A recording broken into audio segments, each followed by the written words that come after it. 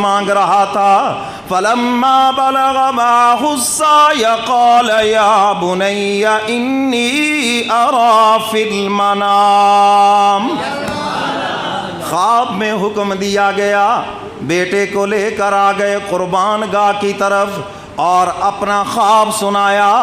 قال یا ابت افعل ما تؤمر. خواب سنایا اور بیٹے سے پوچھا بتاؤ نا بیٹا کیا رائے ہے. عرض کرتے ہیں ابا جان میری رگوں میں بھی تو تیرا خون دوڑتا ہے، وہ کیجئے نا جس کا آپ کو حکم دیا گیا ہے. یہ نہیں کہا کہ دیکھ لیں آپ جیسے آئے دیکھ لیں جی، دوگلی سی بات نہیں کی بلکہ سیدھی بات کی ہے. ابا جان وہ کریں جس کا آپ کو حکم دیا گیا ہے. آپ اگر ذبح کرنے کے لیے تیار ہیں تو میں ذبح ہونے کے لیے تیار ہوں. یا ابت افعل ما تؤمر. ابراہیم علیہ السلام فرماتے ہیں بیٹا میں تو گھر سے تیار ہو کے آیا ہوں لیکن تیرے بچپن سے ڈر لگتا ہے، ہاں کہیں تو انکار نہ کر دے. عرض کرتے ہیں ابا جان آپ جلدی کیجئے جس کا آپ کو حکم دیا گیا ہے.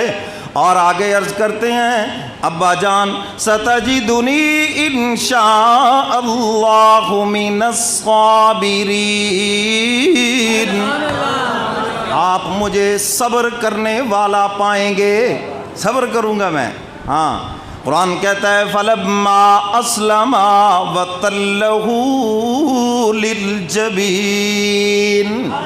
تیار ہو گئے دونوں باپ بیٹا. باپ ذبح کرنے کے لیے تیار ہے، بیٹا ذبح ہونے کے لیے تیار ہے. بیٹا عرض کرتا ہے ابا جان رسی سے میرے ہاتھ پاؤں باندھ لیجئے اور مجھے سیدھا لٹانے کی بجائے الٹا لٹا لیجئے، کہیں نظروں کا ملاپ نہ ہو جائے، یہ بڑا خطرناک ہوتا ہے.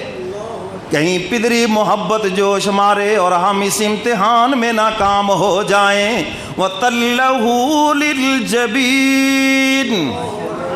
مجھے لٹا لیجئے گردن کے بل اور اللہ کا نام لے کر چھری چلائیے. خلیل نے خنجر رکھ دیا اسماعیل کی گردن کے اوپر اور پورے نبوت کے زور سے اس کو چلا رہے ہیں. حق تعالیٰ فرماتے ہیں وَفَدَيْنَاهُ بِذِبْحٍ عَظِيمٍ. چھری چل گئی.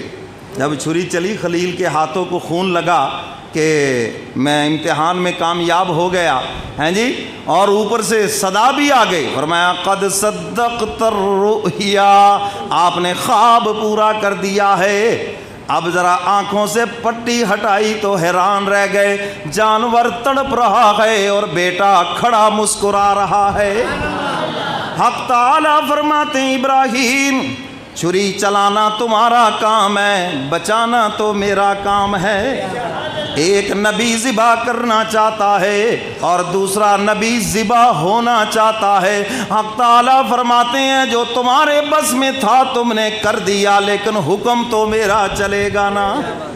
بس یہ راز اگر تمہیں سمجھ آ گیا کہ حکم تو رب کا ہی چلنا ہے. ڈاکٹر جو مرضی کہیں حکم رب کا چلنا ہے، دنیا جو مرضی کہے حکم کس کا چلنا ہے؟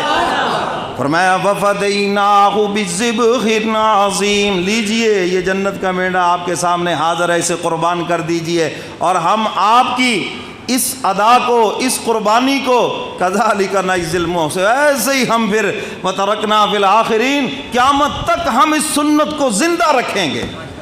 تو میرے محترم سامعین، آج ہم اس سنت ابراہیمی کو زندہ کرنے کے لیے آج عید الاضحیٰ کا دن ہے. اور یہ مسئلہ بھی سن لیں، آپ اگر عید پڑھنے آئے ہیں قربانی آپ کی ذبح ہو گئی تو بالکل ٹھیک ہے، اس لیے کہ عید کی نماز شہر میں ہو چکی ہے.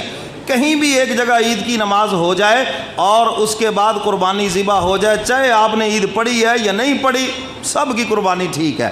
تو بہرحال جو صاحب حیثیت ہے وہ قربانی دیں. 3 دن ہیں اور قربانی کے 3 دن ہی ہیں.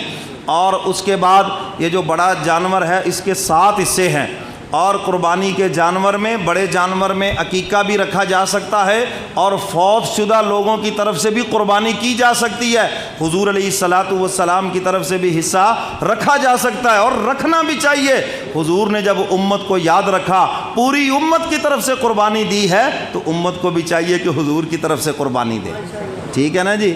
تو اس لیے جنہوں نے ابھی تک قربانی نہیں خریدی وہ بھی خرید لیں، ابھی بھی ملتی ہے، کوئی ٹینشن کی بات نہیں۔ اور اگلی بات، آخری بات کر کے بات سمیٹتا ہوں، اپنی نیت بھی ٹھیک کر لیں۔ فرمایا لن ینال اللہ لحومها ولا دماؤها ولکن ینالہ التقوی منکم۔ حق تعالیٰ فرماتے ہیں نہ تمہاری قربانیوں کا گوشت پہنچتا ہے، نہ خون پہنچتا ہے، بلکہ ہمارے ہاں تو تمہارا خلوص پہنچتا ہے۔ وَلَٰكِن يَنَالُهُ التَّقْوَىٰ، تمہارا تقویٰ، تمہارا خلوص پہنچتا ہے۔ کس جذبے سے تم نے جانور ذبح کیا؟ یاد رکھو، اگر تم نے دکھلاوے کے لیے قربانی کی ہے کوئی ثواب نہیں ہے، نمود و نمائش کے لیے قربانی کی ہے تو کوئی ثواب نہیں ہے، لوگوں کو دکھلانے کے لیے قربانی کی ہے کوئی ثواب نہیں ہے، اگر تم نے صرف گوشت کھانے کے لیے قربانی کی ہے تو پھر بھی کوئی ثواب نہیں ہے۔ کس قربانی کا ثواب ہے؟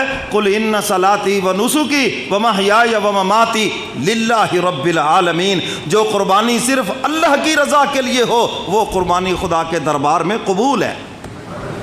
تو اگر پہلے نیت خراب تھی ابھی ٹھیک کر لو، جانور کے ذبح ہونے سے پہلے نیت ٹھیک کر لو، یا اللہ کمی کوتاہی معاف فرما دے، اور میں یہ جانور خالصتاً تیری رضا کے لیے ذبح کر رہا ہوں۔ جب آپ نے نیت ٹھیک کر لی، جانور ذبح ہو گیا، بعد میں جو کچھ مرضی ہوتا رہے وہ خدا کے دربار میں قبول ہو گیا، اور خون اس کا زمین پہ نہیں گرتا، اس سے پہلے یہ جانور خدا کے دربار میں قبول ہو جاتا ہے۔ اس کے بالوں کے بدلے مقبول نیکیاں، اور قیامت کے دن نیکیوں کے ترازو میں یہ تمہارے جانور لائے جائیں گے جتنی تم نے قربانیاں دی ہیں۔ فرمایا کہ اس کا خون، اس کا گوشت، اس کا پیشاب پخانہ، اس کی کھال، اس کے بال، اس کے سینگ، یہاں تک کہ اس کی رسی اور اس کا چارہ، وہ بھی تمہاری نیکیوں کے پلڑے میں رکھا جائے گا۔ اتنا بڑا اجر و ثواب ہے۔ اور اگلی بات سن لو، جو بندہ قربانی کرتا ہے اللہ اس کو مقروض نہیں ہونے دیتے، اگر ہو جائے تو اللہ جلدی اس کی قرض سے نجات عطا فرما دیتے ہیں۔ یہ میرا ذاتی تجربہ بھی ہے، اور اگر کوئی غریب آدمی ہمت کر کے قربانی کر لے اللہ جلدی اس کو امیر کر دیں گے۔ اس کے اندر ظاہری طور پہ تو نظر آتا ہے یار پیسے لگ رہے ہیں، جانور ذبح کیا، کو گوشت مجھے نہیں ملنا، جو میں مسئلہ بتا رہا ہوں یہ حقیقت ہے۔ تو میرے محترم سامعین، جو قربانی کرے گا اللہ اس کو مالدار بنائیں گے، اور اگر کوئی غریب بھی کرے گا اللہ اس کو بھی تنگ دست نہیں رہنے دیں گے، اور اگر کوئی مجبور ہے، پیسے پھنسے ہوئے ہیں، قربانی کرے، انشاءاللہ اس کی برکت سے اللہ تعالیٰ آپ کو کھلا رزق عطا فرمائیں گے۔ اگر کوئی مقروض بھی ہے، قرضہ لے کے بھی قربانی کرے گا تو اللہ اس کے قرضے کے اترنے کے اسباب پیدا فرما دیں گے۔ اللہ تعالیٰ مجھے اور آپ کو قرآن و سنت پہ عمل کی توفیق عطا فرمائے۔ وآخر